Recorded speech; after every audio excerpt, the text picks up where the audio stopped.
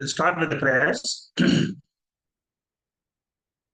Om Bhadram Karnebhi Shrunuyama Devaha Bhadram Pashye Makshabhiryajatraha Stirairangaihi Sustuvagam Sastanovihi Vyashema Devahitam Yadayuho Swasti na Indro Vritashravaha Swasti na Stakshoradishanenihi स्वस्ति नो बृहस्पतिर्ददातु ओम शांति शांति शांति. We are studying Mandukya Upanishad, mantra number 7, and this particular mantra number 7 is the gist of the entire Upanishad.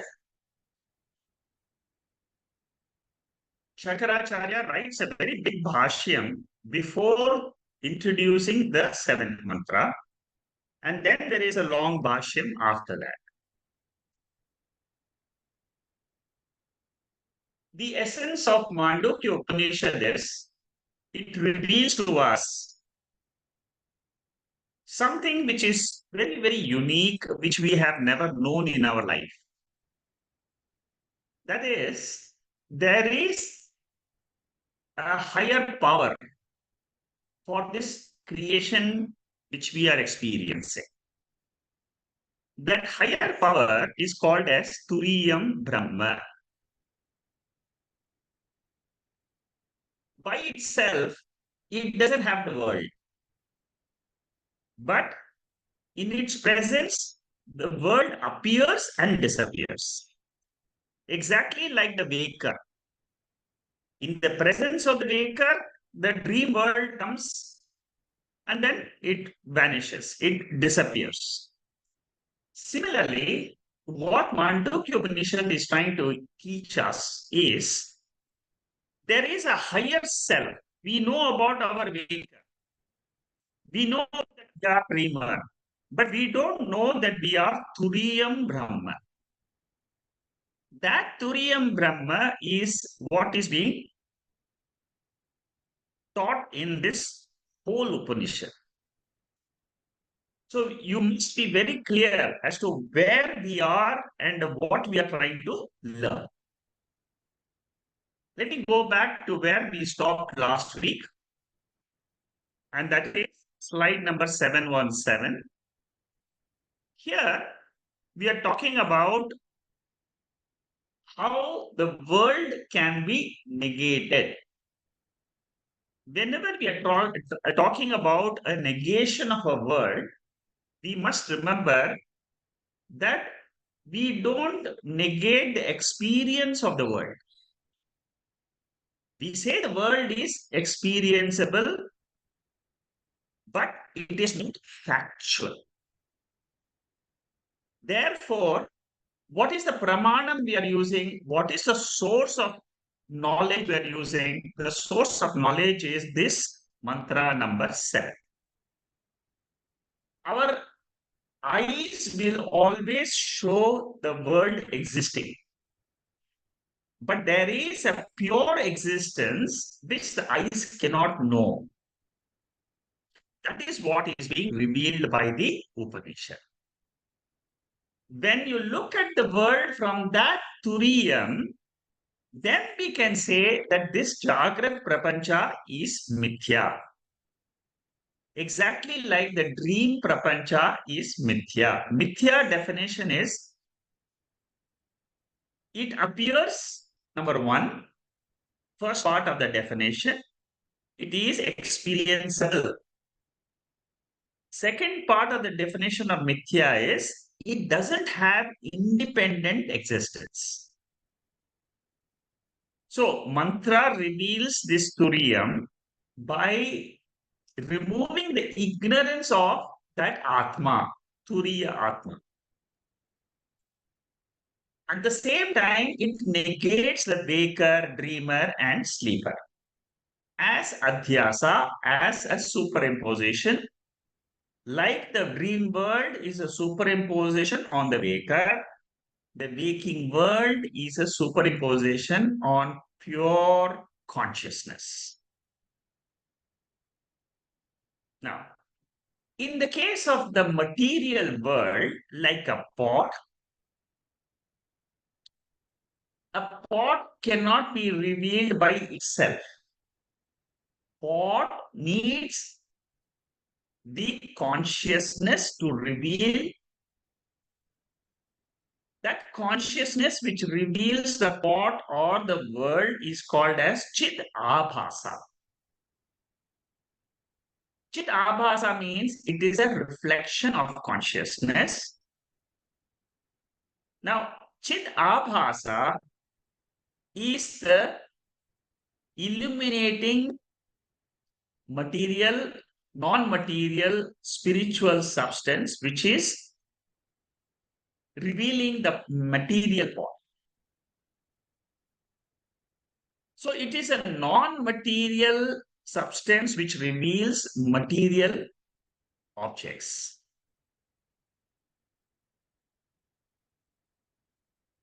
One point we should remember is this revelation, it is not an attribute of the world. It is something separate. It is not a karma phalam. The revelation is not a karma phalam. It is jnana phalam.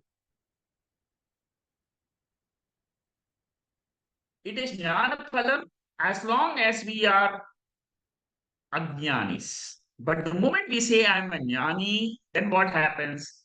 This attribute of knowingness also is dropped from that Atma. Therefore, in the Turiyam, revelation is not accepted as an attribute of Atma. Okay, so that is one point we have studied in the previous topic in number 132. Now, the next topic of discussion by Shankaracharya is topic number 133. Here, Shankaracharya says that when the attributes are not there, that means suppose you say there is no internal consciousness, there is no triputi in the sleep state. When there is no triputi, this Turiyam is understood as jnanam na vidyate. That means this Turiyam doesn't know the external world. So what have we studied? I've given you a summary before we enter into this particular topic. I have given you a summary of a few points so that you can recollect. These are all points we have already discussed, but only a recollection. So what we are saying is when there are no attributes of the waker, dreamer, and the sleeper, then what happens? I can easily say, I am not the antaprajnam, nor bahishprajnam.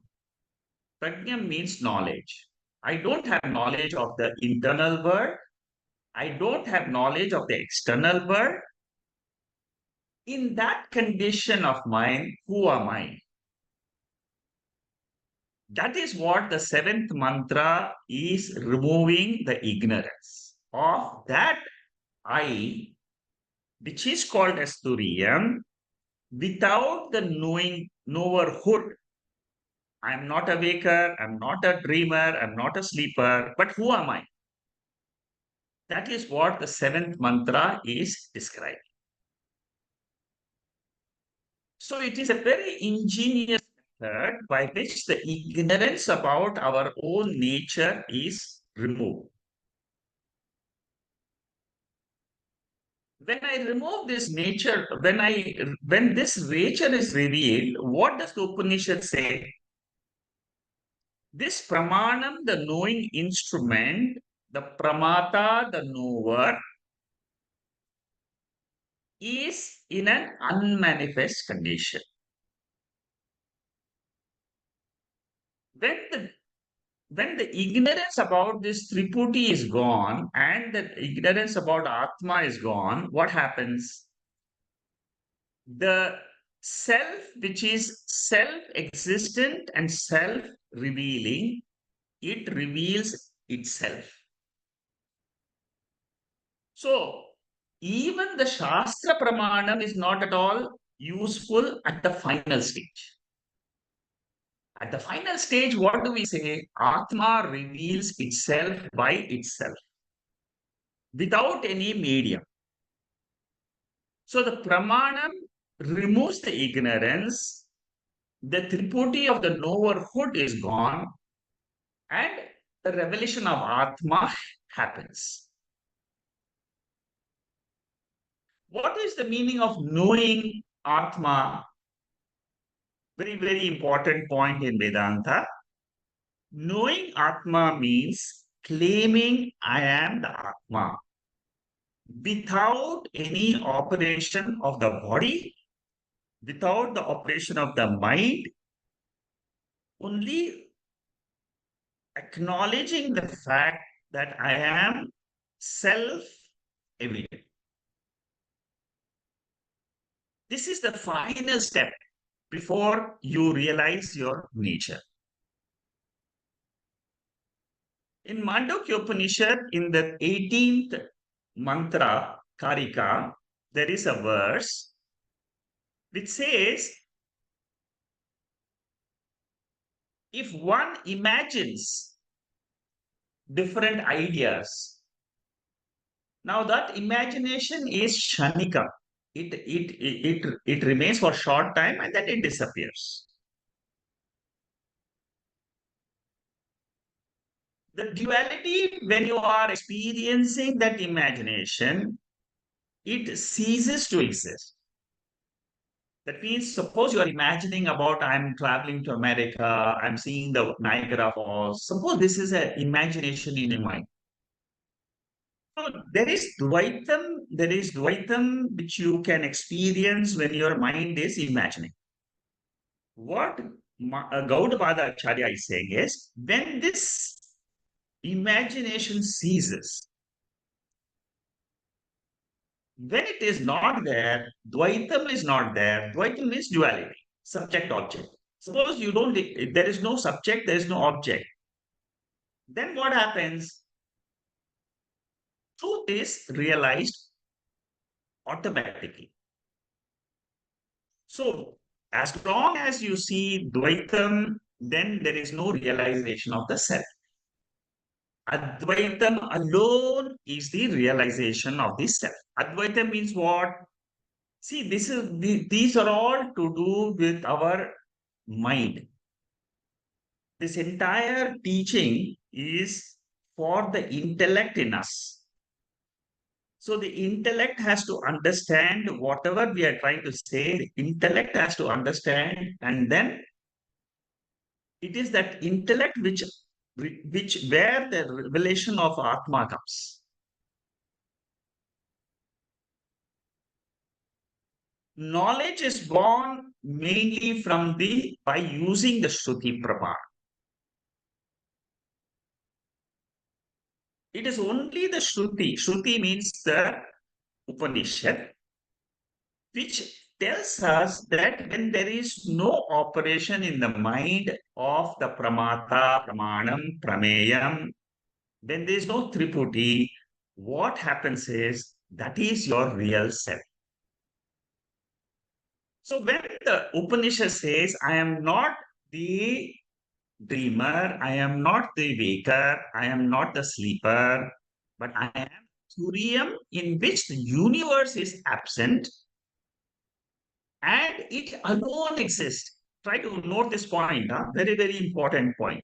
Because many times we don't understand how I should, how Turiyam is. What is the nature of Turiyam? Here, the nature of Turiyam is very, very beautifully explained by Shankaracharya, where he says, Atma does not permit a second thing to exist. It isn't permitted. But then I'm seeing the world. What happened? Why? I'm seeing the world. What about it? This is an appearance.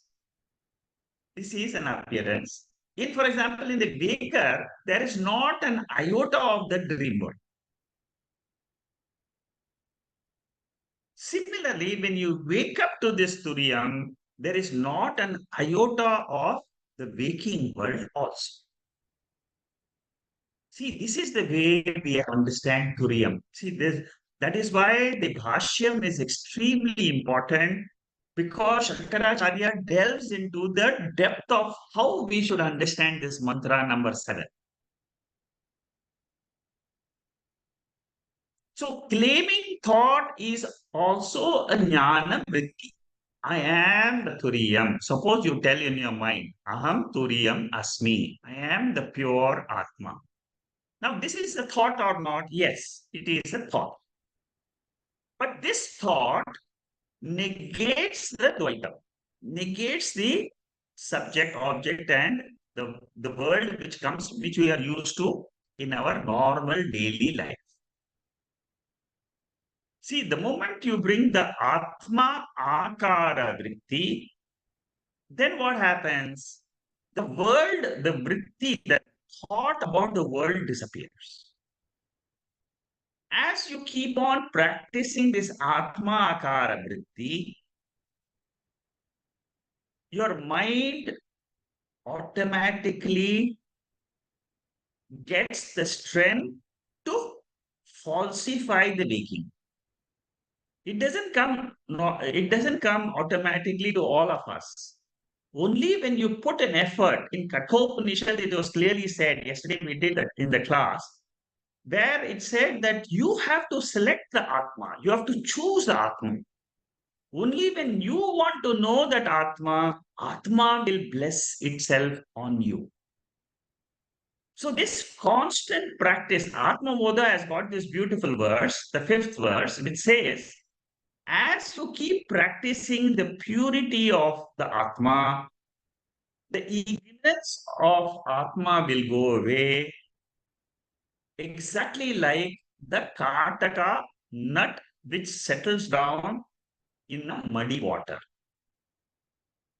See, in the villages in India, when you want to purify the water, there is something called as Kataka nut. So if you put in a vessel of water, impure water, dirty water, suppose there is a lot of dust. You put that Kataka seed, that nut, and then what happens? This Kataka seed will absorb all the impurities and it will settle down along with the impurities. Then you can use the water for drinking. This Shankaracharya gives in Atma Buddha an example. So similarly, what happens when my mind gets purified by the knowledge of Upanishad? The Upanishadic knowledge is what? The Katakasi. What does the Upanishadic knowledge, what does it do? It takes our ego and then slowly it settles down. Then what happens? Advaita Jnanam, the pure consciousness alone exists, that will be known by the seeker.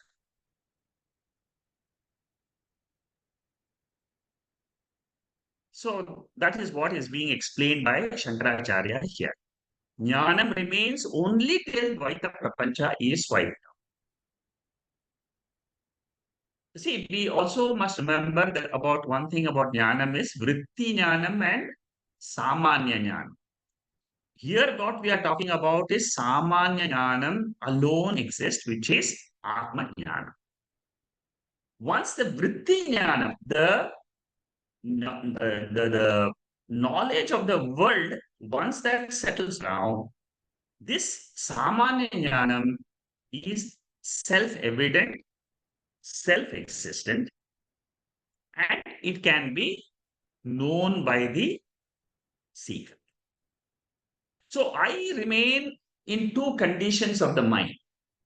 One is with the mind in Dvaitavastha. For example, in Jagarat, in the waking state, I am there, the world is there.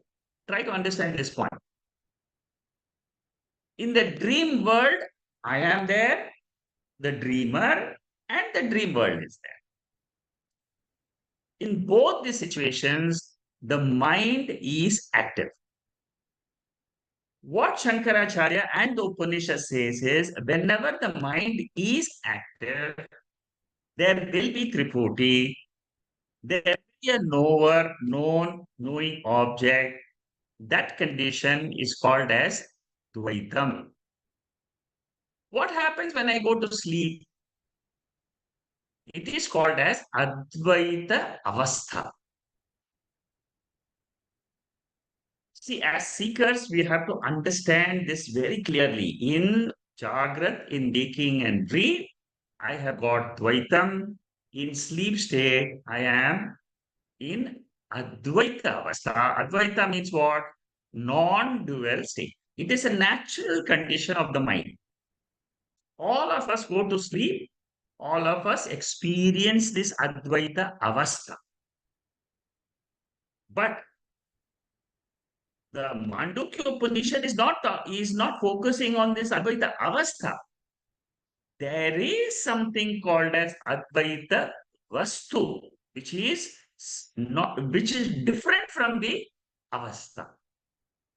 That Advaita Vastu is called as Turiya Atma. See how deep we have to go in the study of Vedanta. It is not easy for the normal intellect to go so deep. But with the help of Shankaracharya's Bhashyam, when we try to analyze it in this particular way, we are able to realize something which the mind can never know on its own. So, what is the Pramanam ultimately which reveals Atma? The ultimate Pramanam is Shruti only. There is a verse in Brihadaranyaka Upanishad, very, very famous verse. This Shankaracharya quotes almost like 30, 40 times in Mandukya itself. Every page of Mandukya, every third, 10th page of his Bhashyam has got this verse. He likes this verse very much. What does it say? Atra pita pita bhavati. Atra mata mata bhavati. Loka loka bhavati. Deva adeva bhavati. Veda aveda bhavati. In that Turiya Atma, even Veda becomes a non-Veda. Even father becomes not a father. In that pure state, it doesn't allow anything else. Anavagata punyena vagatam papena. There is no papam, there is no punyam in Turiya.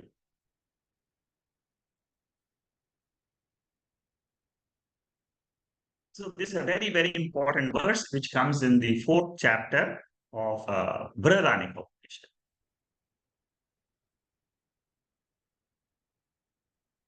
So the 7th mantra, it negates the threefold attributes of the knowerhood of the mind.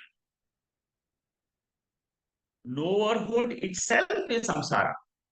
That means Baker itself is samsara, dreamer himself is samsara.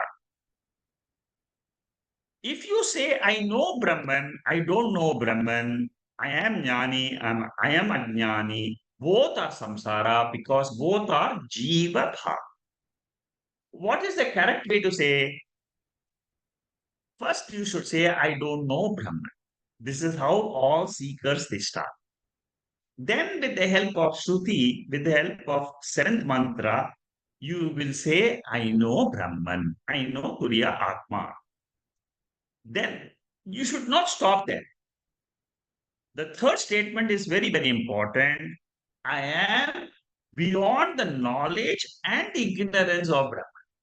Earlier, it was only ignorance of Brahman, but the final step is even the knowledge of Brahman is to be dropped because as long as you holding on to any knowledge, you have still not reached the Turiya. In Manisha Panchakam, a jnani is glorified. He says that just a drop, tiny droplet of this quietude of the mind which a jnani enjoys because of the knowledge of the Atma, where the entire universe is, and he is able to experience the highest ananda. Manisha Panchakam, this is the verse which says about the glorification of a jnana.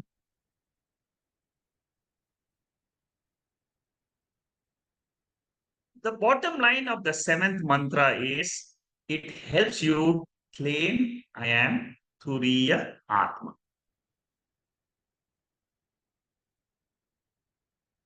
Until you can say I am the Turiyam Atma, you will be indirectly saying I am the waker, I am the sleeper. Turiyam is not a new object to be known, but it is the subject which you have never known till now. Okay. Now, Shankaracharya continues to tell us about this Turiya Atma. It is not the inner consciousness by which we identify ourselves as the dreamer, the enjoyer. It is the not outer consciousness, which is identified with the physical body, where we say, I am a karta. So both the bhokta and the karta are mithya. Both are only vyavaharika satyam. Vyavaharika satyam means what? It is only a transactional reality. Suppose you say, I am a father, mother. Only with reference to the children around, you can say, I'm a father or mother. But who am I if I'm not, if I'm in the sleep condition? Who am I? That time I'm not a father, I'm not a mother, but I am Turiya. That difference between Dvaitam and Advaitam, your mind should start understanding the difference. So, what is the purpose of claiming this Turiyam? Very important point. The purpose of claiming this Turiyam is that I get rid of Jiva Bhava. And what do I claim? I claim Turiya Bhava. And what is Turiya Bhava? Turiya Bhava is Shantam, Shivam, Advaitam.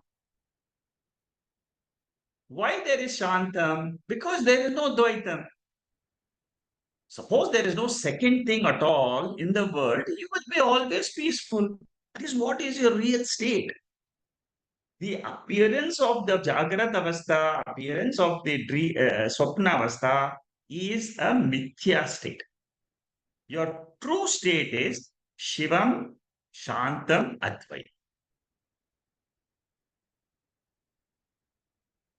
Okay. Now, from here onwards, we are going to start the actual mantra description. The first thing which the mantra says, seventh mantra, what it says is Na Anta Prajnam. Na Anta Prajnam. This is the actual verse. Now, from here onwards, from slide number 7 to 9, we are going to start understanding each word of the seventh mantra. Intaprajnam means what? I am not the dreamer. I am not Taija. What is the dreamer called in Mandukya Upanishad? The dreamer is given a name, Taijasa. What is the waker called in Mandukya Upanishad? It is called as Vishwa. So first thing which the Upanishad says is, I am not the dreamer. Because it is easy for us to negate that I am not the dreamer. Upanishad doesn't start from na bahish pragyam. It starts from na anta pragyam. So the dreamerhood of me, Turiya Chaitanyam, is negated, falsified as mithya. The dreamerhood. The dreamerhood is falsified. I am the Turiyam is never falsified. It always exists.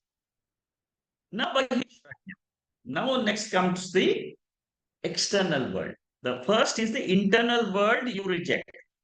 The internal subject also you reject.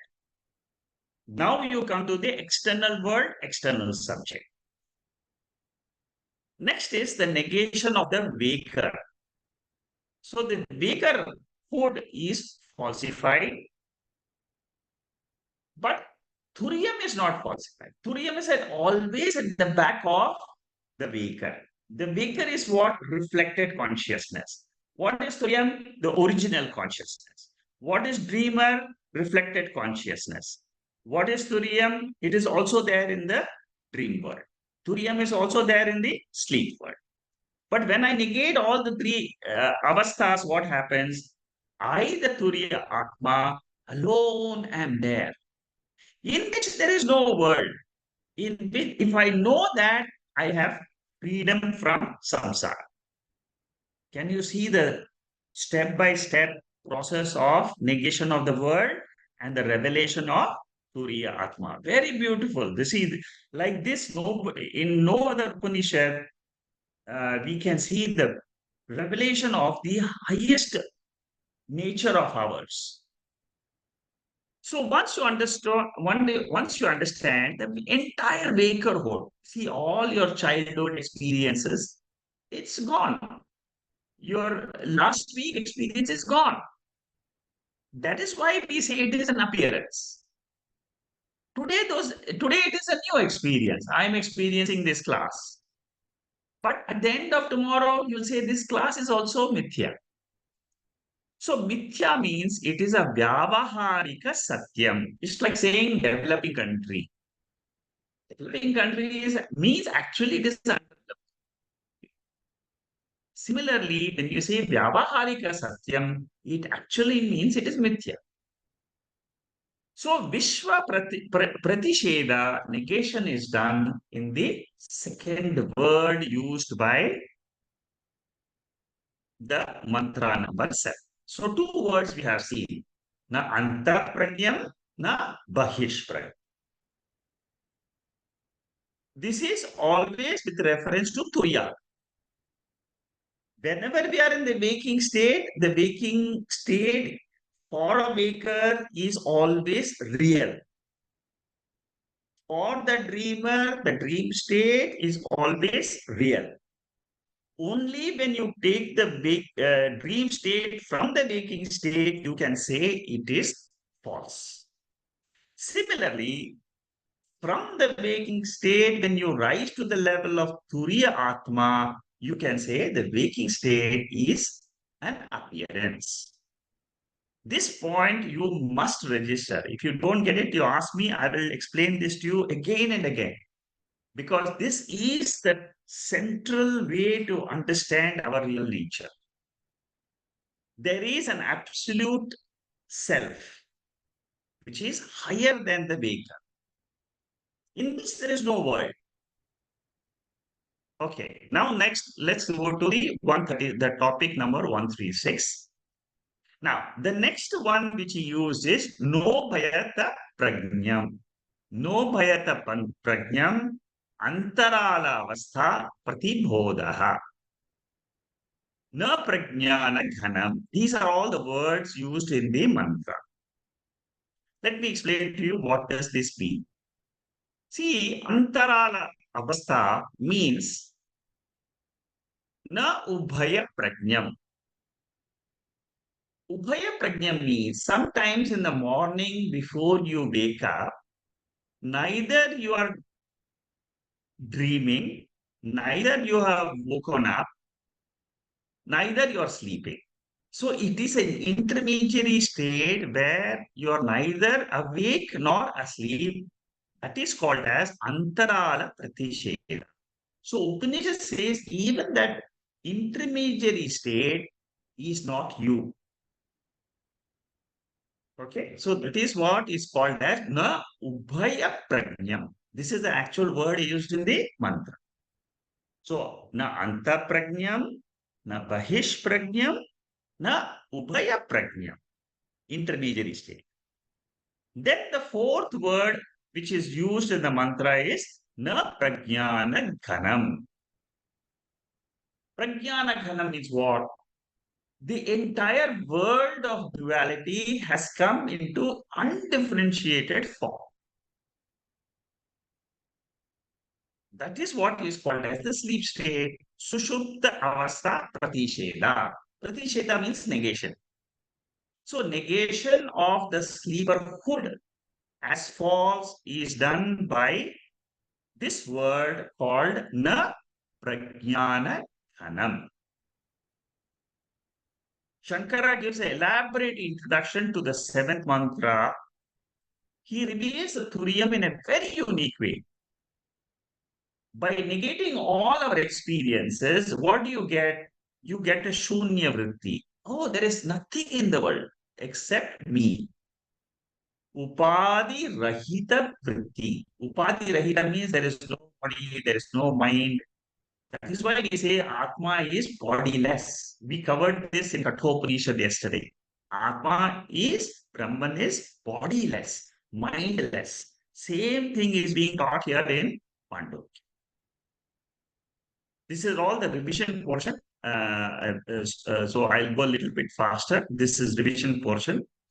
So, na pragyana ghanam is there is in pure consciousness, there is no undifferentiated, unmanifest world also. Normally, prajna refers to the vritti jnana, vishesha jnana. That means the world of objects. The vritti, whenever I perceive the world, where is the word perceived ultimately? It is in your mind only. Because without a vritti, without a thought, you cannot experience anything. So the specific knowledge, Vishesha Jnanam, is obtained in the waking state and dream state. In the sleep state, it is undifferentiated form. So the sleep, what is the sleep state? Sleep state is actually the waking state, but in a seed form. Try to understand this. Very important because we don't know this. You see, why do we take it as a seed state, unmanifest state, Maya state, ignorant state? Because we are trying to reach the Turiyam. Turiyam is beyond the sleep state. So even this Bija Bhava, I must be able to do Viveka. That is why in the sixth mantra, the sleep state is called as the seed state for the Jagrat and Swapna. So this distinction of what I see as Dvaitam in the sleep state as Advaitam, your mind, your intellect should be able to recognize. In Sushupti, there is a non-dual state because duality is absent. Okay, so Vedantin is not interested in the Sushupti Avastha or the Samadhi Avastha where duality, triputi is absent, but it is available in potential form, unmanifest form. Automatically, you will wake up next day and say, this world is, again, you will experience the world. So the whole jagat is nothing but Maya Shakti of Brahman. That is how Shankaracharya and the Upanishads describe this world. World is nothing but it is a magic show of that Turiya Atma. Vishwam Darpana Drishyamana Nagari Tulyam Nijantargatam. Here the word Nijantargatam is very, very important. Dakshinamurti Stotram, the very first sloka says that this world is nothing but it is like the magic show. It is happening, everything is happening in consciousness. Everything is happening in consciousness means what? It is happening in you, in the inner core of you only. The inner essence of every one of us is this inner Atma. This consciousness is called as inner Atma. It is called as Pratyek Atma. So Advaita Avastha is possible in naturally in the sleep state. And suppose you sit in meditation and try to remove all the thoughts from your mind. That is what yogic method, where yoga says you remove every thought from your mind and then you reach samadhi state. Samadhi state is a state very similar to the sleep state where there are no thoughts. Vedanta does not give too much importance to the yoga samadhi, which is described in Patanjali Yoga Sutras. In all the higher texts of Vedanta, samadhi is not given much importance. What Vedanta says is you have to cross that also. You have to cross that duality of seeing that there is nothing in the samadhi state. You have to recognize the ultimate Turiya Atma. That Turiya Atma is called as what? Advaita Vastu. Whereas the sleep state is called as Advaita Avastha. So try to differentiate this. The same thing if you're, we'll be discussing this in the third chapter of the Mandukya Upanishad, where there will be a lot of debate, and the Purva Pakshi there keeps on thinking that Advaita Avastha is Turiya. Shankaracharya says Advaita Atma is not. Advaita, the Sushupti state is not the Atma. You have to cross over. Okay. Now the next point, topic 137. Here, a little bit more deeper analysis of what is this knowledge? What is the knowledge which we are negating? Ultimately, we say that Ishvara is the one who knows, who has the knowledge of everything. Thurium doesn't have that knowledge of the world. Therefore, the question is raised by Shankaracharya himself. He says, does it mean that Thurium is insentient? It is not, does it have any consciousness? This is a question raised by Shankaracharya himself to explain to us what is the nature of this Thuriya. See how Shankaracharya tries to educate us more and more about this Vastu called as Advaita Turiya Vastu, which is Atma. So Turiyam is na prajnam. Na prajnam is used in the mantra number 7. What does it? Na prajnam means what? Turiyam is neither the knower of a few things, neither it is a knower of all the things. Therefore, what does the Upanishad want to convey? Turiyam is not a knower at all. What is the knower then? The reflected consciousness with the mind is the knower, but Turiyam, original consciousness, there is no knowerhood in it. So to be a knower, what happens? Your mind has to be there, which means the jiva has to be there. As long as the jiva with the mind and the body is there, the function of knowledge happens. But without the mind, without the body, Thurium can exist by itself. See how deep we are going. Huh? These are all very important aspects of the analysis of Mandukya Upanishad. You cannot get this type of analysis anywhere else except this Karika and Shankaracharya.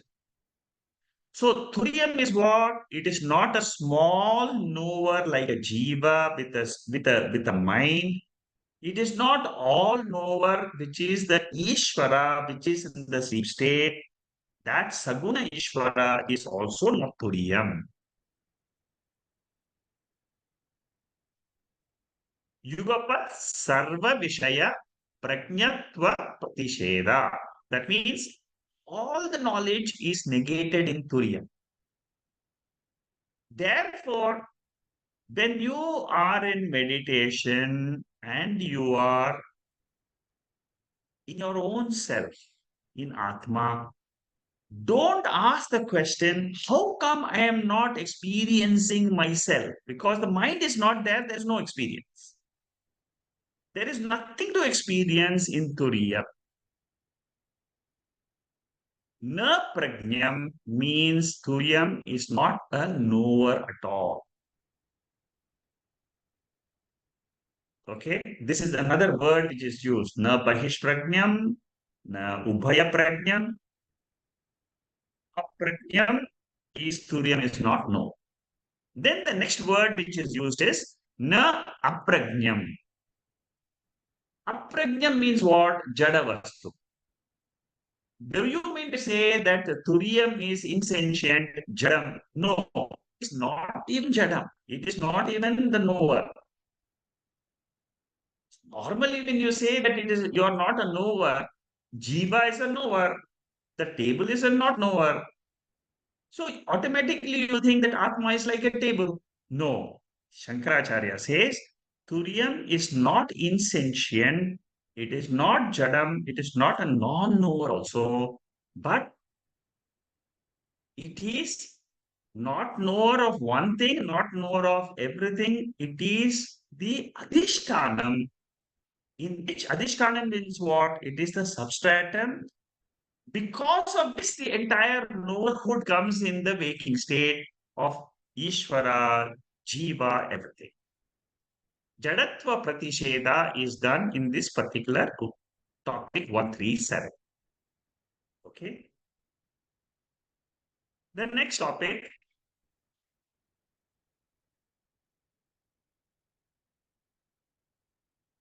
Here, Shankaracharya's the analysis is if the three states are understood as non-existence, like for example, the rope snake. We negate the rope snake because it doesn't exist, but it only appears. Similarly, the three states are only appearing like the rope snake, but they don't exist factually. Na bahish prajnam, na anta prajnam, na ghana prajnam, all these are all superimposed tributes on Atma. Like the rope snake is superimposed on the rope. Similarly, the three states are nothing, but they are superimposed on the non-variable Satya Atma. That is what Shankaracharya is trying to explain in this particular topic. So negation of snake on rope means what? That there is no snake at all. In three periods of time, in the past there was no snake. There is in the present there's no snake. In future also there's no snake. So similarly, when you can accept, when your intellect is able to accept this entire Jagrat Avastha is an appearance like a rope snake because it is experienced when the mind is there. When the mind is there, it is experienced. When the mind is in sleep, there is no experience of the external world. The reasoning why we don't say that will come a little later. I'm trying to explain to you now itself so that your intellect can accept this truth. Here, the Purva Pakshi is asking this question. I can experience this waking world, dream world, and the sleeper world very, very distinctly, vividly. Katham asatva means how can you say that it is absent? Atmani gamya manam. Atmani means I know that it is all there in me only. I enjoy this wakerhood, dreamerhood, sleeperhood. I only enjoy. It is intimately experienced by us. This is the Purva Pakshi who's asking, opponent, who's asking the question. Like you and me will ask the same question. How is this Upanishad trying to negate our experiences which are so solidly experienced by us? Shankaracharya gives the answer. He gives a technical answer. He says, if something is really there, they will not be absent in the other state. Suppose you say waking state is there, then it should continue in the dream state, in the sleep state also. Why does it disappear? Each status of mind is mutually exclusive. Wakerhood is absent in the dream. In your dream, you never think that you are a father of your two children. You have another different family in dream.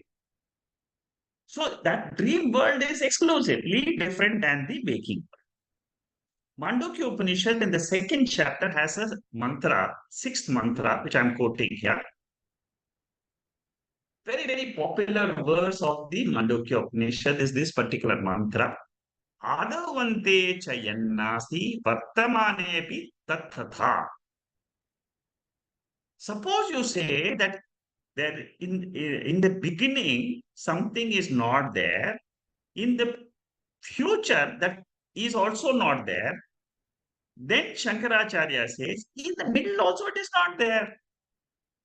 The same idea is being confirmed, is conveyed in this mantra which we have seen in meditation a few weeks ago. Nasato vidyate bhavaha, na bhavo vidyate sataha, ubhayoropi drishtontaha, tvanayo tattvatarshirihi. Same message. See, for example, we don't experience our body before the birth. We don't experience the body after we pass away. That means the body is an appearance. Simple. This body is not seen in the dream state. It is not seen in the waking and the sleep state. Therefore, Shankaracharya says it is a variable thing. Whatever is variable is untrue. It is as good as non-existence. That is what we call it as mithya. For example, potness of pot is a variable thing. The jugness of jug is variable. What is common between the two? Clay is common. So what is pot and what is jug? It is only vacharambanam vikaro namadeyam. This comes in Chandogya Upanishad, where the teacher tells the student, just like you can know all the objects which are made up of clay by knowing the clay. Similarly, by knowing Turiya Atma, you can know all the states of the past, you can know all the states of the future, because those are only appearances. They are not factually there. Vacharambanam vikaro. Vacharambanam, it is there only as long as you are verbalizing it. So, what is common to the waker, dreamer, and sleeper? Nyaha. The word nyaha. Anta prajna nyaha. Bahish prajna nyaha. So, nyaha means what? Nyaha means it is samanya chaitanyam. Antaha means it is the prefix. The prefix pra disappears, anta prajna, bahish prajna, all those three. What disappears is the three adjectives called as antaha, bahihi, ghanaha. What remains is the avisesha. Avisesha means invariable, non-variable, which is the atma. So, like a rope snake can be misunderstood as a stream of water, as a snake, as a pipe. Similarly, the pure consciousness is misunderstood as the waker, dreamer, and sleep. Asat vikalpita bhedavat. That means the entire three states are sat. Asat means here does not mean it is non-existent. It means it is mithya. Sarvatra vyabhichara swarupasya satyatvam. So what is the ultimate satyam? Suppose you say you negate all the three states. What is the satyam then? Is there anything called as satyam? Upanishad says there is something called as satyam. Satyam means in all the period of time, past, present, future, Atma is satyam. Not only satyam, it is nityam. Satyam means it is there in three periods of time. It is the substratum of the entire universe which always exists. So Shankaracharya adds this point about nyaha, about this invariable consciousness which is inherent in all our, at all times, in all places, this consciousness is there. Always it is there. Whenever you are experiencing your body, consciousness is there. Okay. The next topic is in the deep sleep state, consciousness is not there as we do not experience anything. If you say like this, what is, see, Shankaracharya is himself imagining that in the deep sleep state, there is no knowledge about anything. Then why do you say that consciousness is there? Because there is no experience at all of anything. Here he says it is not correct because deep sleep state is experienced. Brihadaranyaka says the consciousness of the knower never undergoes any change. It never ceases to exist. Viparilopaha nahi vidyate because truth never undergoes change. This is, see, whenever we when we learn the Upanishads, there are some mantras we should keep at the back of our mind because that is, see, our mind is always doubting things. It will doubt the existence of Atma today. It will doubt the existence of Atma after 2 years also when you study Upanishad, Mandukya Upanishad, we keep studying also. Whenever you study, mind always is chanchala. But how do I remember the nature of Atma when I'm studying Vedanta? It is these type of mantras.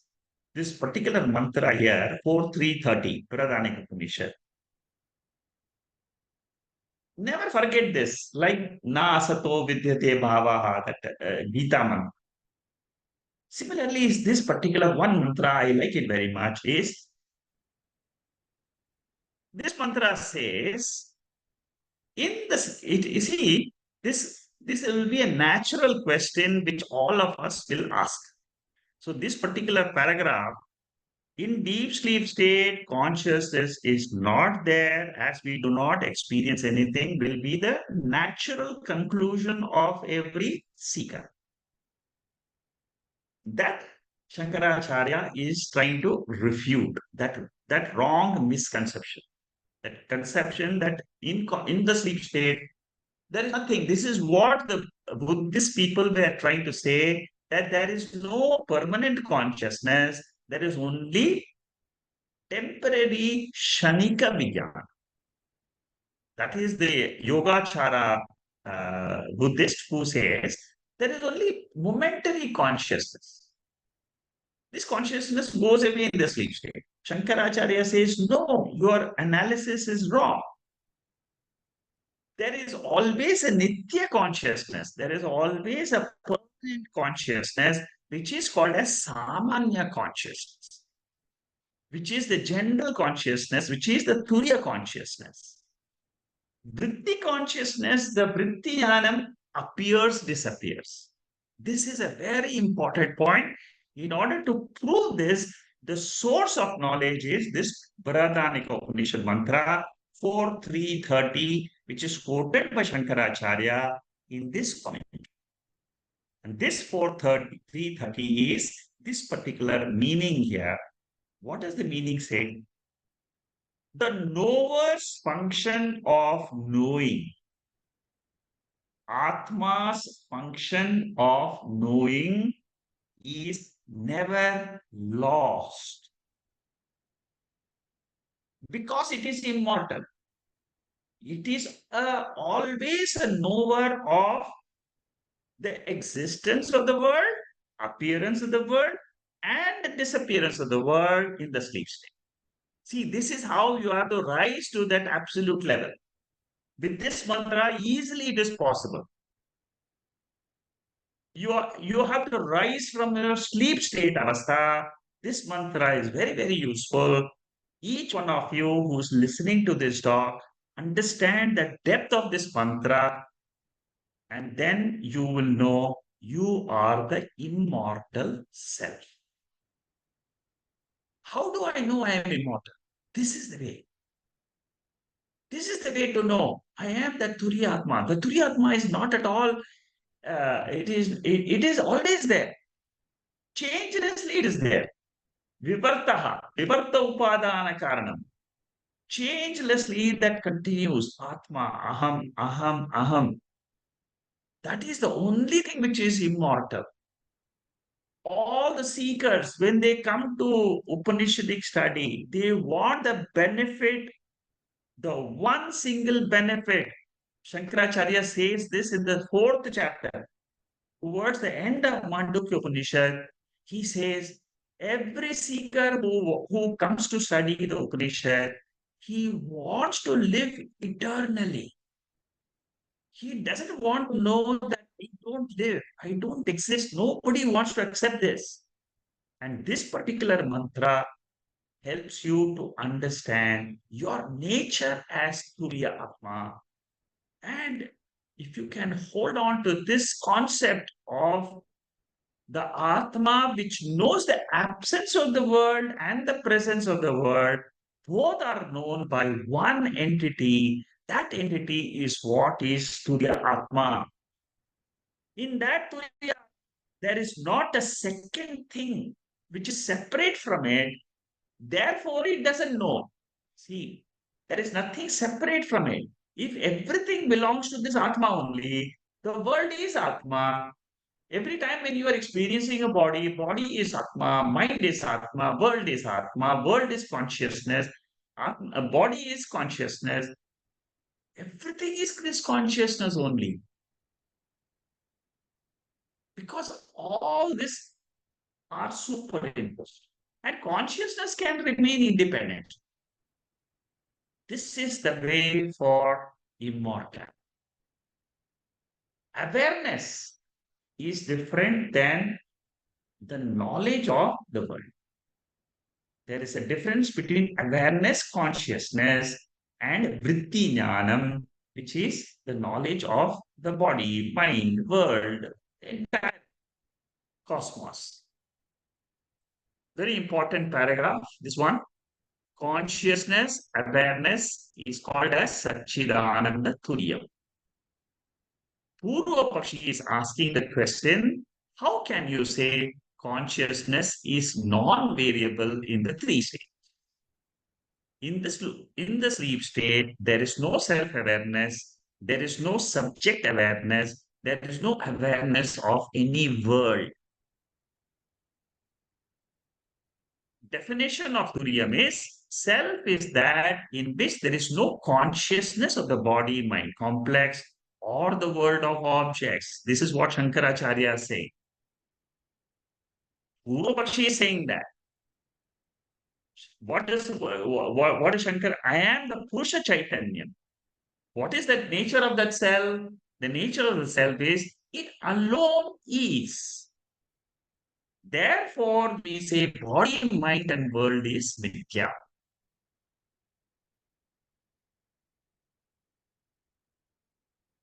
Blankness in sleep.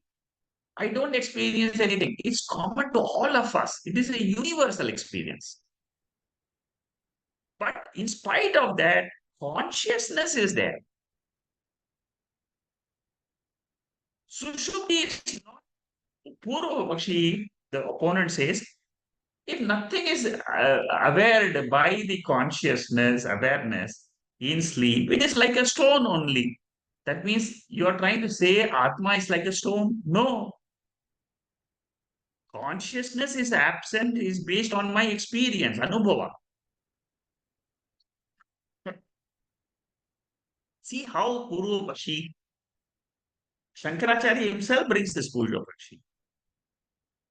Mandukya Karika says, Sarvadrik, na Atmana Janani, na Para Janani. Subject and object are not known, therefore consciousness is not there, non existent. That is what Puru Bakshi says. Now, Shankaracharya says awareness Turiyam must be there because you are talking about that blankness in Jagat. There must be something which was there in you, which was awareful of the blank state. That is why you are. See, whenever we talk of blank state, it's always in Jagat only. You don't talk about blankness in sleep state. You don't talk about blankness in the Sopna Avastha. So here we use Arthapatti logic.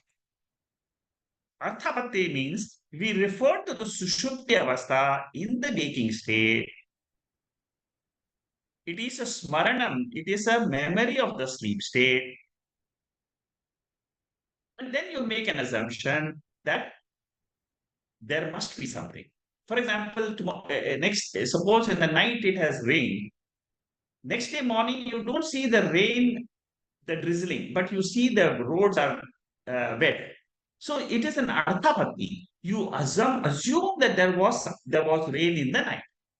So similarly, the assumption here is in the sleep state, there must be something which was watching this blank.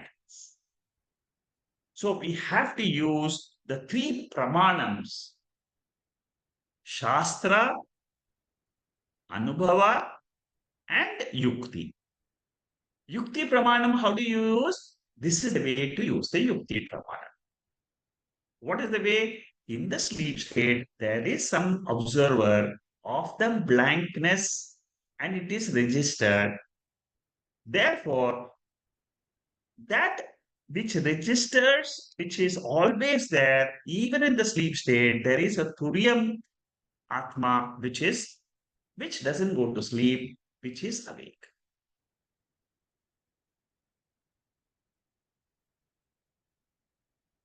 Okay, so the knower's function is never lost. This particular mantra, keep it in mind all the time.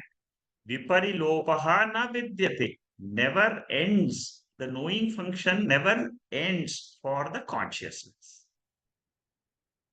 We must remember all the time that when everything is resolved, consciousness continues to exist, but it is not available for transaction because the medium is absent.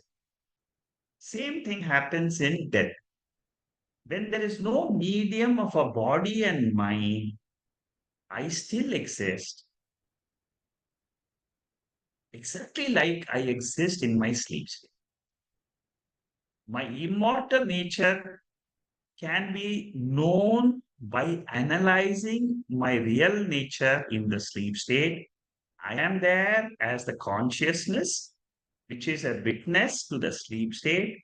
I am there as consciousness eternally, whether the body and the mind are giving experiences of the world or not. I am immortal. Paramarthika Satyam is this Turiya Atma. transactions happen in an active mind, semi-active mind, passive mind, it is avyavaharya. Whenever the mind is active, it is called as vyavaharyam. Vyavaharyam means transaction. So viparilopaha is a very important mantra of Prardhanaka Upanishad, and which says consciousness is a non-variable entity. Exactly what is the meaning of Turiya Atma in the seventh mantra? The same thing is said in Prardhanaka Upanishad.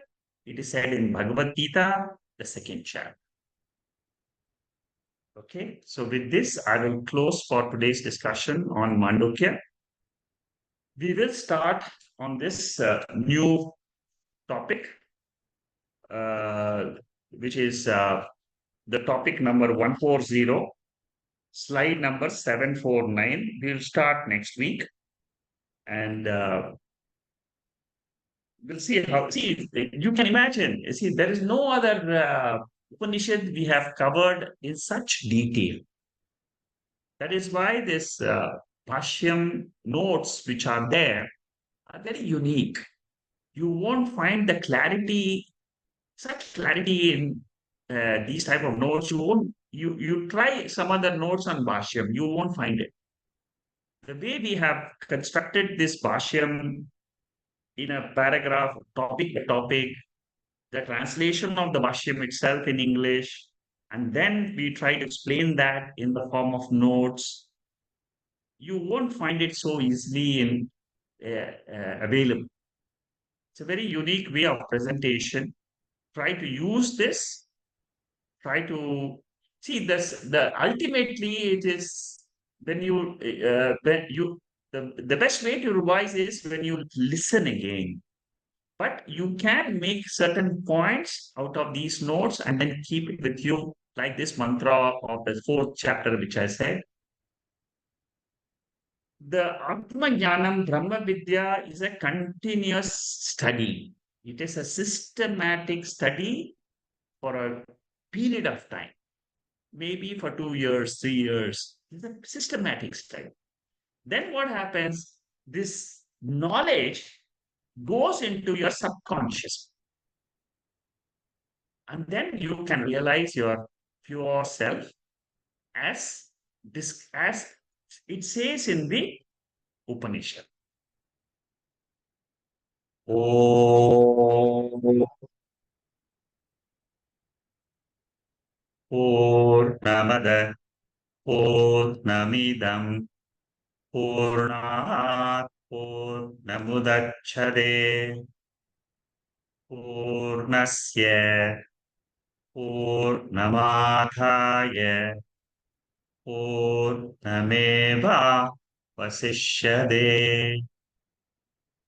Om Shanti Shanti Shanti.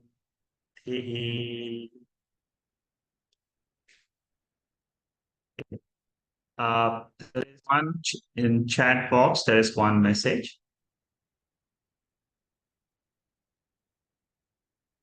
Okay, there is a question by Mrs. Mani. So 2 or 3 times she says she experienced in the sleep state the awareness of the body on the bed. But she says she couldn't move the body, and she couldn't find somebody to move the body. Now, is there any message in this? Is it any health issue or something else? No. The message is, see, this is again what I'm saying is exactly what has been said in the Upanishads in the past, where Shankara talks about such experiences which come to the jiva. See, these experiences, don't attach too much of meaning to these experiences. Let this experience come and go. Forget about it. And then you continue your life with new experiences. Don't think too much about his experiences. That is the advice of Shankaracharya in Upanishadic. In Mandukya Upanishad, there is a topic which comes up in the second chapter where Shankaracharya analyzes the dream and the sleep state, and these type of experiences are there. He says yes, these are there. He doesn't deny that. But what he says is don't attach too much of meaning to this verse, to these experiences. Drop them like you have had an experience of any other dream or any other experience in the waking state. These type of experiences do come up. We see there is no uh, answer as to how we see our dreams. There is, like we have experiences in the waking state, it is all as per the law of karma, prarabdha karma, which according to the scriptures, we are experiencing our karma phalams throughout our waking state. Similarly, in our dream state also, there is another set of phalams which is being exhausted.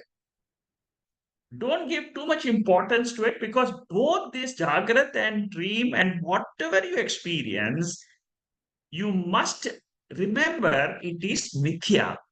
Try to understand the word mithya.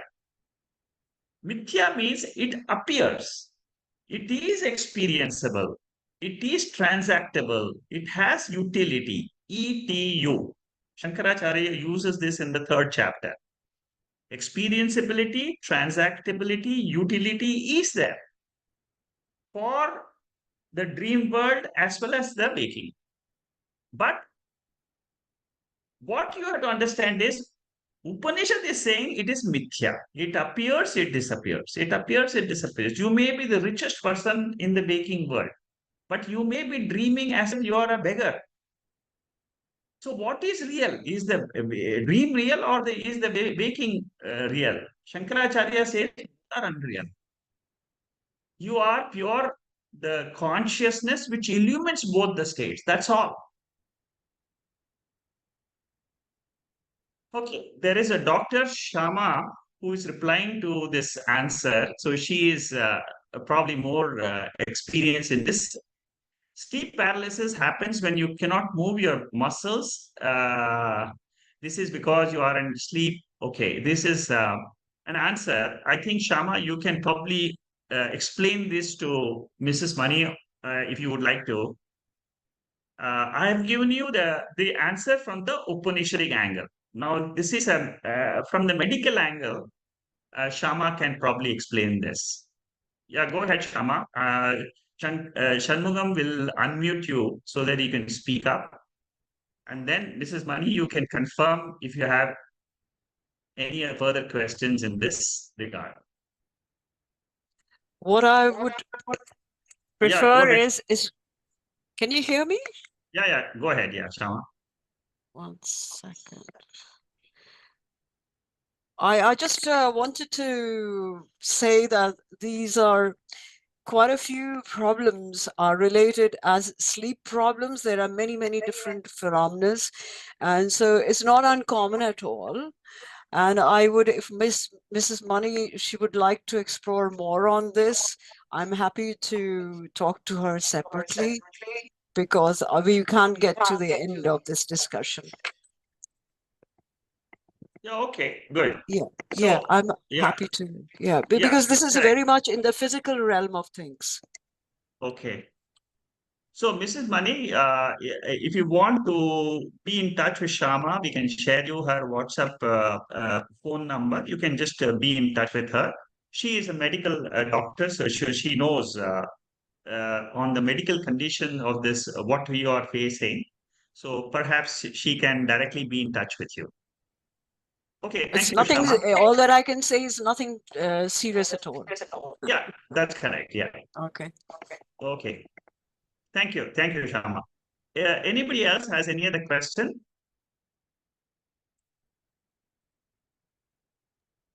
Shekharji, may I go ahead, ask? Shama. Yeah. So this is really earlier on in the part of the talk today. So I just kind of written when the I ceases, I shall be. From where there is no going or not coming, where there's no coming or going, it simply is. Therefore, knowing is not knowing in real sense. You know, when all the knowledge ends, this is this. There is simply when the knowing ceases, I shall be. The one that was and shall be, always will be. For there never was that I. There never should also always be, isn't it? This is the singular Advaita Bhava. Correct. And Yes. where we lead to the Satyam Jnanam Anantam and Satchit Ananda. And today you've also said about Shivam, Satyam, Shivam, no, Satyam, Shiv, Shantam, Shantam, Shiv, Advaita. Yeah. And the reason why that struck me, because just before that, I was thinking that the infinite is, so I was just trying to draw a practice corollary point, which I tried to do during your talk, that what I see in myself, all these multiple waves, these fleeting images on the mind screens or waves on the surface of the ocean. So what I'm being required or asked to do is to dive deep, O mind, and see the infinite stillness, silence, simply the way to be. And this is what you've described as to, in the silence, there is this shantam, isn't it? Correct. The Yeah. Shantam, which is described in mantra number 7, belongs to the Shantam of Atma. Yeah. It is Shivam, not the Shantam of the mind at all. It is the uh, Shantam that, this is which is much deeper. very, very deep, very deep. It is, and how do you experience this? You cannot Uh-huh. experience it. You can only claim it. Right, Claim right, that right. I am that Shantam. I am that Shantam, auspicious Shivam, and Advaita. That is the Astu, that is the Atma, that is the Turiyam, which is the central essence of Mandukya Upanishad teaching. See, this is quite clearly you've said is, this is, you just said it actually, this is stillness of the mind, which is ordinarily we are speaking. This Yes, Shantam is completely, you know, when you're realized, your yes, Atman, isn't correct. it? Yeah. Yes, So thank you for that. very Uh, good.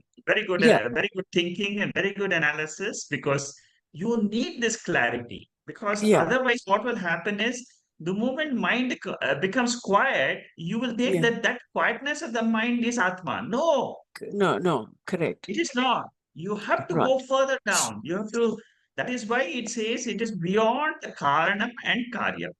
Yeah, Mind is still at the Karyam level. The Karanam is Prakriti, which is that Ishvara, that sleep state, yeah. which is a The, blank state according to you. But what Shankaracharya says, it is not blank state. It is the Karana Avastha. The yeah, sleep state is the Karana Avastha. It is the Maya. correct. Good. Can I Thank just you. one last one I need to clarify is, you know, this Rajju Sarpa Bhranti, Yeah. yeah. So when you have finally realized the Atman, so the light is there and you see it never was the snake, it has always been the rope, yeah, once for Correct. all, once for Yes. all, once for Yes. all. What I want to understand is that the same example in the in reference to the Atma Jnanam is that the final listing, you never again see the mithya world as, or does it happen that, you know, because you're still in the body self, isn't it? So what I want to know is, I think it's probably somewhere related to the sthit prajna, you know, as to how does a realized soul, that Arjuna's question, which Sri Krishna describes. But for us, at the moment, what we are hearing is this indirect knowledge through the Vedas and the Shastras. But when we finally gain this, I feel once we've this thing, we never ever go to that mithya state, do we? Okay, good. Very good question. Extremely deep question. Mhm. The way you should look at this is when you are 100% sure and your mind gets 100% clarity on Atma, Mhm. then what happens is exactly like how you take the dream world. It was an experience, it went away. It was an experience, you went away. You woke Mhm. up and so it went away. When you wake up to your own Turiya Atma, what happens is every day's experience, every year's experience, you just say it came, it went. That's all. It was like a dream only. You don't pay too much attention to the ego in you. The ego drops off. Experiences continue. Your experiences will not change. Like the sunrise and the sunset, even after the knowledge that sun never rises, that experience continues for you. So similarly, when you S- realize your Atma, it doesn't mean that your waking world will not be there and things like that. Waking world will still be there.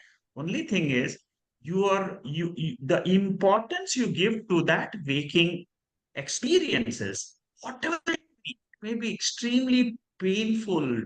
It could be death of people. It could be birth, happiness of birth of a child. All those mhm. experiences, what happens is for a jnani, it is mithya. Mithya means it came, it went. It came, it went. So Yesterday is was a that great Dvaitam Bhayam completely goes? Dvaitam gets Bhayam. absorbed in Advaita. Yeah. So So because your all the fear is because of the Bhayam, all the fear is because of the Dvaitam. So exactly. having even before any realization, even Yes, this Veda Shastras which we are reading and studying, that alone is actually increasingly telling that there is actually no dual. So even although I'm experiencing whatever I'm experiencing, I know in my mind that it is actually temporary, it's fleeting, and it just comes and goes. Yeah, perfect, yeah. perfect, perfect. Good, very good understanding. So acceptance and rejection no longer is there. The That's correct. idea of that gain, loss, and this whole idea of even this what we experience is because there are only three experiences which I think which are experiences of acceptance, rejection, gain, and loss, and the third one is about the what do we call it, the Atma Bhautika. We change, our own body changes. So the Yes, disease, decline, disability, and death. So the Shadvikara. So all yes, of that is part of the three type of experiences. So it is coming, it is happening, but it no longer is making that kind of a impact. mighty, yeah, the impact factor actually even before realization is slowly coming down. That's correct. You have the shock absorber. That's what I said in Kathopanishad class yesterday. Yeah, yeah, You yeah, have yeah. a shock absorber in you, which is the Advaita Atma Jnana. Excellent. That Yeah, can thank absorb you. all whatever you are experiencing. Thank you so much because and so just in the sunrise and the sunset and the so Atma Jnanam, to begin with, through the Shastras, we can almost see it's the twilight. You're seeing the light in the eastern sky before finally, you know, when the sun shines, that's the Atma Jnanam. Before that Correct. happens, the Veda Shastra is already leading us to the actually see the light in the eastern sky. Yeah. I Yeah. want to give you two Sanskrit words because you Yes. also learn Sanskrit. I want to give you two Sanskrit words which Mhm. Shankaracharya gave the fourth chapter of Mandukya Upanishad, Uh-huh. which is very very important because you are a very senior student. You are got a very deep thinking mind. Keep these two words and rotate it in your mind. One is Mhm. Sutta Siddhaha and Swayam Prakasha. Swata Siddha. Yeah, Swata Siddhaha and Uh-huh. Swayam Prakasha. Uh-huh. Atma Uh-huh. Swayam Siddhaha. It is self-existent and Atma is self-evident. Okay. Okay. Okay. Okay. Okay. Uh-huh. Uh-huh. Keep thinking of this two words in your Mhm, mind, mhm. Siddha and Swayam Prakasha, is my real nature. I Yeah, always exist by myself and I am self-evident. I don't need a mind, body, world to know myself. correct. These two words can hold that Atma in you for you forever. Mhm. No, these words, they really help. The internal language is like a This helps. It, scaffolding. It's a correct. It scaffolding. is, you just use these two words and then you will realize, oh, this is Swata Siddha. I Mhm. am not dependent on my mind. I am not dependent on the world. I'm not dependent on the sense organs to know Atma because it is Swata Siddha. Wonderful. It is pure, it's evident all the time. In the sleep, it is evident. It is in Mhm, the waking, it is evident. It is mhm, Swata Siddha. It exists by itself. mhm, mhm, mhm, Shankaracharya makes this two beautiful words, and he says that don't forget these two words if you want to realize and hold on to that Atma. mhm, See, we all can get a glimpse of Atma many times when we study Upanishads. Many times we can get a glimpse of Atma. yeah, But seekers, we don't know how I can hold on to that consciousness all the time.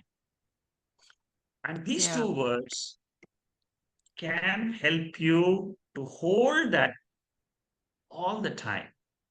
Swata Siddha, self existent. I am always there.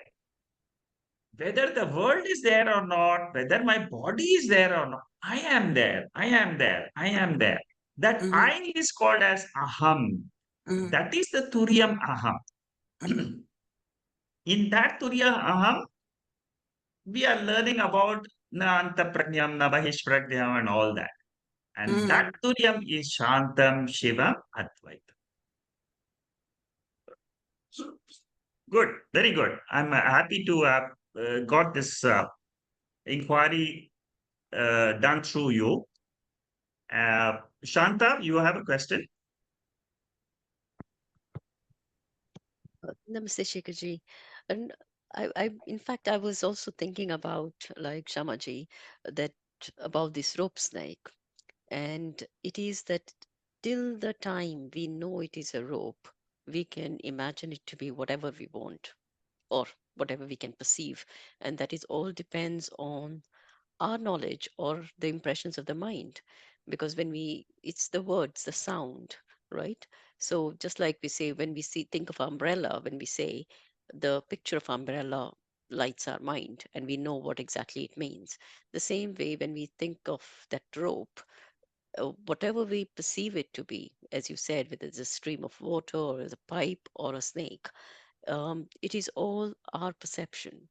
And the minute we actually realize that, hey, it's not that, it is a rope, and we can see it, and at that time it clicks that all what we were thinking all this while is incorrect or was an illusion.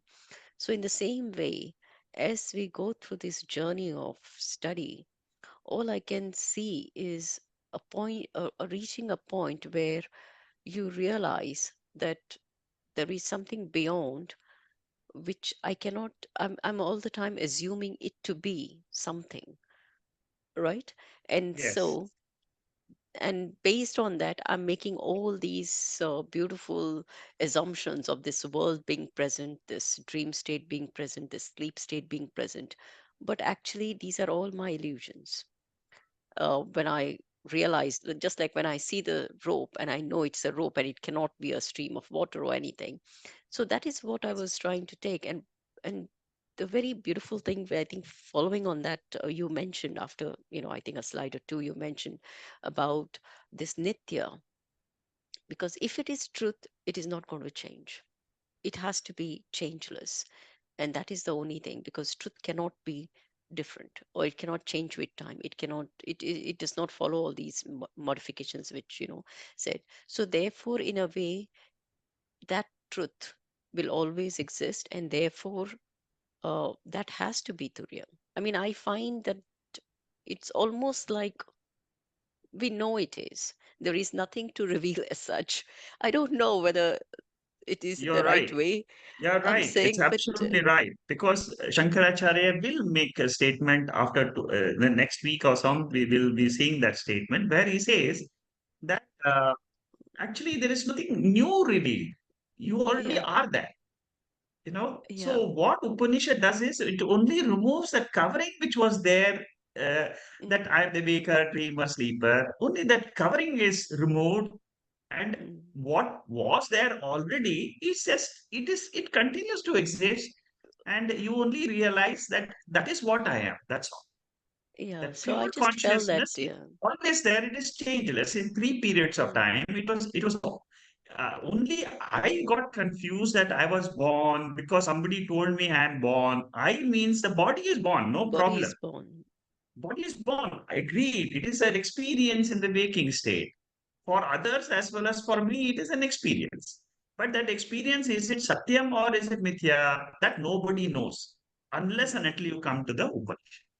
Yeah, because I felt that, when you said about this, the waking, sleep, and dream are three actual states which are we are not connected as such, because they are not I felt it's almost like as you were going through the talk, I was trying to understand it in my mind, and I was trying to give it my spin. And I thought that yes, it is almost like a soap. You watch a half an hour program, you switch, and then you watch the next episode, and it's almost Correct. like waking episode, we go to sleep, that is your TV is switched off, and the next day you watch the second episode, which is a Correct. second day. Yes. So Yes. it's so just like and that's what I was trying to understand. I don't know whether this is the way we can reach an understanding You're what perfectly is supposed right. to be. That is what Shankaracharya is saying in the third chapter in Vaitatya Pratnam, in other chapters. Shankaracharya will say that. And see, as we learn this Upanishad more and more, Mm, your ideas are in the right direction now. Now mm, you just need to crystallize those ideas properly and then be a Jivan Mukta. In the life you go through your experiences, that will automatically happen, but with this knowledge that I am the pure Atma, this whole life becomes a beautiful journey. It becomes a journey. It is no longer a pain. mm, Otherwise, mm, for a ajnani, it is always a pain. Why am I suffering? Why all this is happening to me? So those type of questions you will not have. mm. Thank you. Yeah, Very good, thank you. Shanta. Let's continue the journey, and you will find so many new things you will learn in this Mandukya Upanishad. It's an amazing uh, text for inquiry on the self. Amazing text. Okay, Vijay, you have a question? Hari Om Shekharji. Yeah, Actually, the way you take the sessions, we should ideally not have any questions. It only means that our Shravana was not perfect. Hence, I'm having a question. I had two questions. I think one is slipping away because I heard Shama, and so it's okay. So the question actually I think I had was today's session actually roped me into this debate that we've ever had between these Buddhist Sunyavada and Adi Shankara's Purnavada. And then we also very beautifully say when we give the analogy of peeling the onions, and then once you peel the onions, there is nothing inside. That's what they end up. And then you are saying there is Purnam inside because that is the basis on which.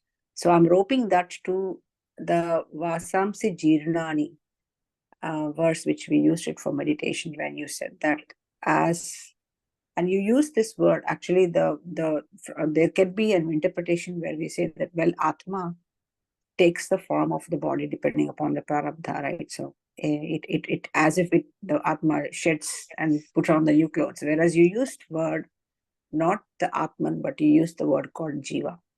So Jiva takes Jiva in the sense here the ego. That's what you used. So ego takes up correct.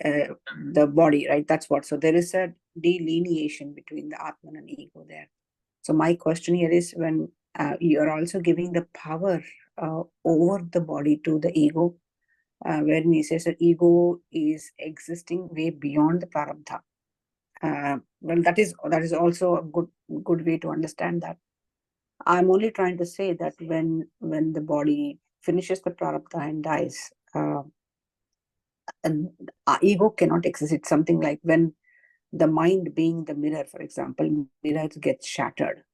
Though the Atman, which is my face, standing in front of the mirror, there cannot be a reflection, which is ego. Yes, Shikarji, in that case, when the body dies, when the pot is broken, the ego actually, ideally, Chidabhasa should merge into the Chit.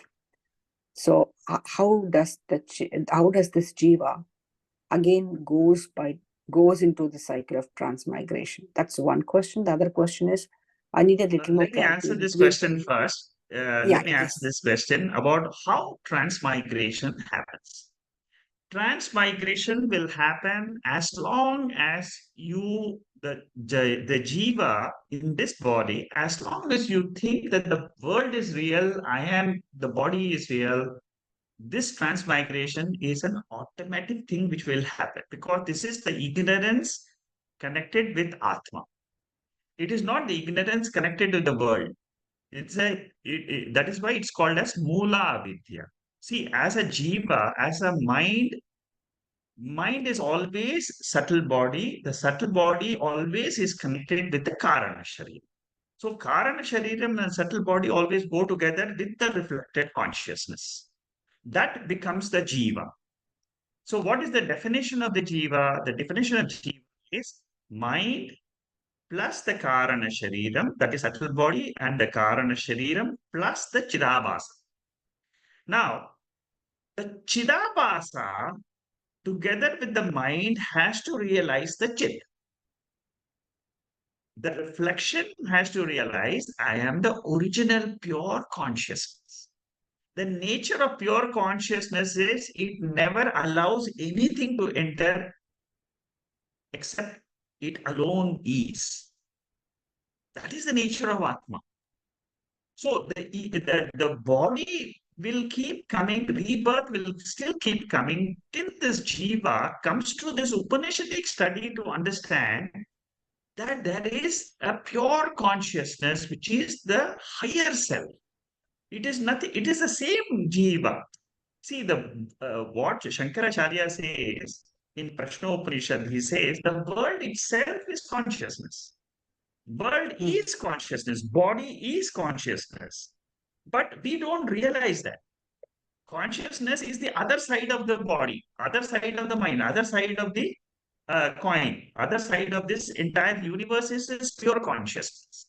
So, transmigration, according to the scriptures, according to the Veda Purva Bhaga, it completely focuses on body taking another body, you drop this Stula Shariram, the mind and the Chidabhasa will take automatically another body. So the reason for that is, according to the scriptures, the reason is on the subject matter, the Shastra is the only proof. What the Shastra says, we have to accept. Shastra says, I don't know my nature. I am Vijaya. I don't know who I am. I am thinking that I am this body, I am mother, I am living, I am located. But there is a locationless Atma which is connected with me. So till you get this is what the scripture say, till you know your nature as Atma and you regard the experiences as Mithya, this journey of transmigration will continue. So that is why Lord Krishna says, why are you worried about the death of this body? That fellow, whoever is dying will again be reborn, because that is the law of nature. So Lord Krishna is telling Arjuna, don't worry about the death of the people. You do your duty. Your duty as per prarabdha karma is fight the battle. Same thing happens to all of us also. Do our duty. Keep doing your duty and let the life go on. But at the same time, understand your real nature. Okay. So am I clear on this transmigration thing? Yes, thank you, Hariom. Thank you, Shekharji. I think that is clear. So my other Yeah. question was the Ganesh, original concept. Ganesh Yeah. Subramanian has put on the chat box the exact words where it talks about certain is death for the born and certain is for the dead. This is the verse in the Bhagavad Gita. Okay, so you can refer to it. It's just an additional point which Ganesh from Virginia has put that in this chat box. Good, thank you, Ganesh. Yeah, go ahead, Jas. Your next question. Yeah. So my next question was, so throw some light on today's session. As you were telling about the conscious being, the entire sustainer of all the three states, and then you not knowing, and in the karana avastha, in the deep sleep, you not knowing what's happening to you does not mean that there is nothing, that is, the knower is always there, right? So that's what you're trying to say from it presupposes that there is something existing for which you know that even for you to know that I don't know what happened is an awareness which is making you say that I don't know. So there is always something which you knew that you did not know. So that's where we are coming from. You The got the Turiya point. Avastha. You got the point. Yeah. Awareness is different than Vishesha Jnanam. Vishesha Jnanam is I know, I don't know. So I don't know Russian language, I don't know Japanese, is also known by something in your intellect. And that is what is Turiya. Turiya, yeah. So having understood that, so how did this discussion about the nihilism, in the sense the Shunyavada, Purnavada, actually come, Shekharji?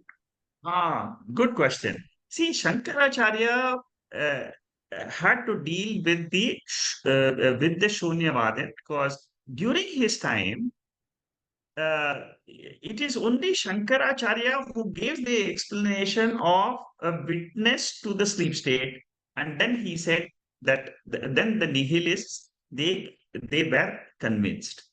Till the time, the nihilists always thought that this debate with the Shunyavada happens in the 4th chapter of Bhagavad Gita, 4th chapter of Mandukya.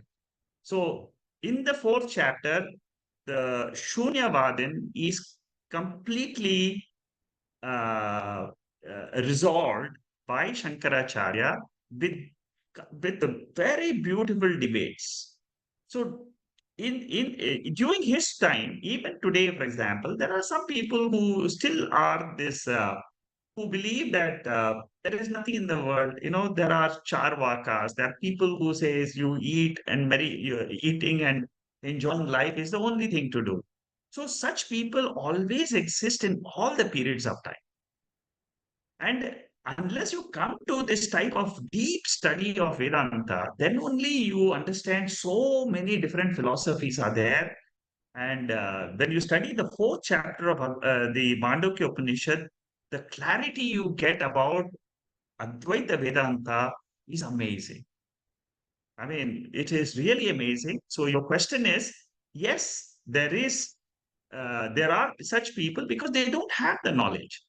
See, this type of knowledge which you have just now said, that there is a witness to the to the sleep state also. Now that was pointed out by Shankaracharya to the Shunyavadin and said there is a witness, and that witness is a Nitya Chaitanya. It is not a Shanika Chaitanya. Shanika Chaitanya is Shanikavada. He says there is only temporary consciousness.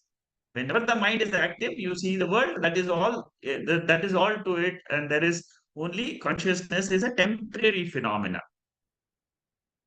That Shankaracharya refuted and said, no, that is wrong. So when you see this debate, you get tremendous clarity on this Turiya. So debates of these type are very, very important. And that's why the study of Mandukya it's very exciting. It's very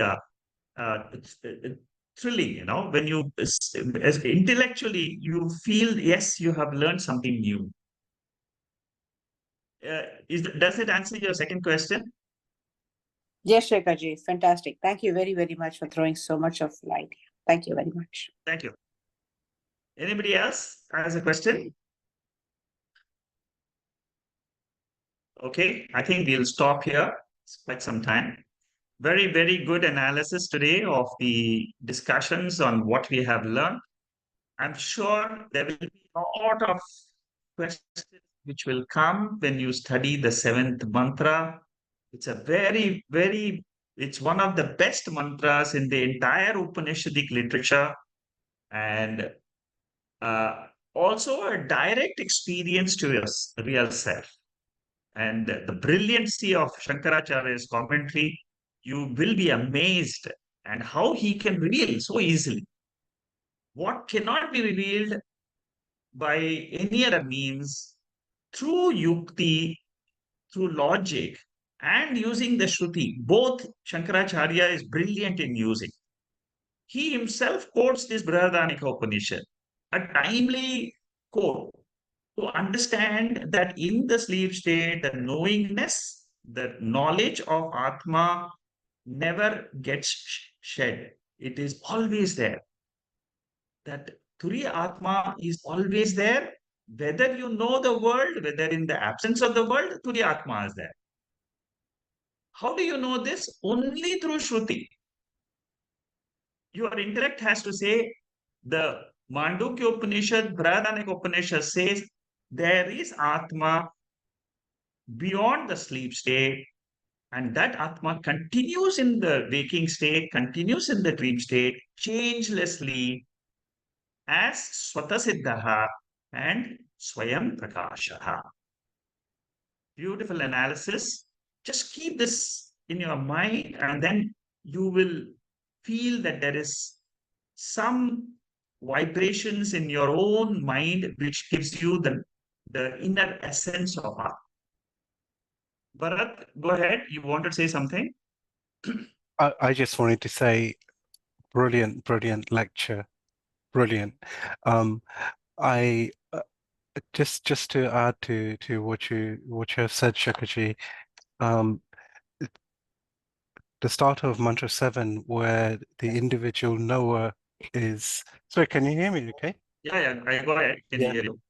Yeah, at the start of mantra 7, where the individual knower is denied, and Shankara uses arthapati, and arthapati, if my understanding of Indian logic is correct, it depends on a prior experience or an example, and the experience used is yourself, that you are that Turiya already, and based on that you are able to use the pramana arthapati, and the example given in that logic is like memory. Hence, we can teach Advaita in the waking state.